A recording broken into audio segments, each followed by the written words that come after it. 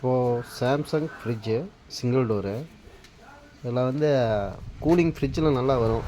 ஆனால் உள்ளே அது ஓப்பன் பண்ணிங்கன்னா அந்த லைட் எரியாது. இந்த நைட் நேரம்லாம் நமக்கு எதாவது பொருள் எடுக்கிறதுக்கெலாம் ரொம்ப கஷ்டமாக இருக்கும். இந்த லைட் எரியுதுன்னா அந்த பல்பு ஃபியூஸ் போயிருக்கும். மெயின் பல்ப் எப்படி மாட்டுறது தான் நம்ம பார்க்க போகிறோம். சரிங்களா? அதுக்கு மெயின் ப்ளக்கை வந்து ஃபஸ்ட்டு ஆஃப் பண்ணி விட்ருங்க. மெயின் ப்ளக்கை வந்து கழட்டி விட்டு உங்களுக்கு ஃப்ரீசர் கீழே இந்த சில்லர் ட்ரே இருக்கும். இந்த சில்லர் ட்ரேவை இப்படி வெளியே ரிமூவ் பண்ணிடுங்க. இந்த ஃப்ரீசரில் ஃப்ரேம் இருக்குது பார்த்திங்களா, ஃப்ரேமுக்கு கீழே இங்கே தான் பல்ப் கொடுத்துருப்பாங்க சாம்சங்கில் மேக்ஸிமம். பல்பை இது வந்து உங்களுக்கு லெஃப்ட் சைடில் வந்து இப்படி திருப்புங்க, த்ரெட்டு மாதிரி வரும். லெஃப்ட் சைடு திருப்புனிங்கன்னா பல்பு கையோடு வந்துடும். சரி, அந்த பல்பை எடுத்து போட்டு நம்ம வேறு ஒரு புது பல்பு வேறு வாங்கி வச்சுருப்போம். அந்த பல்பை எடுத்துக்கோங்க.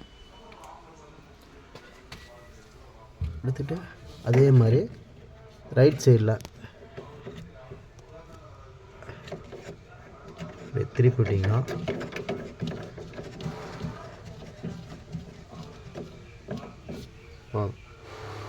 அவ்வளோதான், உங்களுக்கு பல்ப் மாட்டியாச்சு.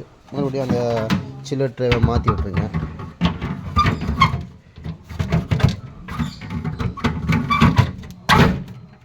சில்லர் ட்ரேவை மாற்றி விட்டு நீங்கள் கழட்டி விட்ட ஃப்ளக்கை ஒரு 2 நிமிஷம் வெயிட் பண்ணிங்க. பல்பு டக்குன்னு மாட்டிட்டிங்கன்னா உடனே ஃப்ரிட்ஜை ஆன் பண்ணக்கூடாது.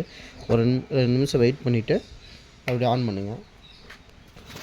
ஓகே, பல்ப் எரிஞ்சிச்சு. அவ்வளோதான், சிம்பிள் வேலை தான்.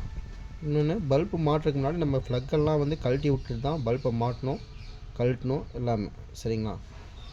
இன்னொன்று, வேறு ஏதாவது வீட்டில் உங்கள் வாஷிங் மிஷின், ஃப்ரிட்ஜு அந்த மாதிரி சின்ன சின்ன கம்ப்ளைண்ட் இருக்கும். அந்த மாதிரி கம்ப்ளைண்ட் இருந்துச்சுன்னா என்ன செய்யணும்னு கமெண்டில் கொடுங்க. நான் அதுக்கு உண்டான எப்படி ரெடி பண்ணுறதுங்கிறத நான் சொல்லித்தரேன், சின்ன சின்ன வேலைகளை. ஓகேங்களா?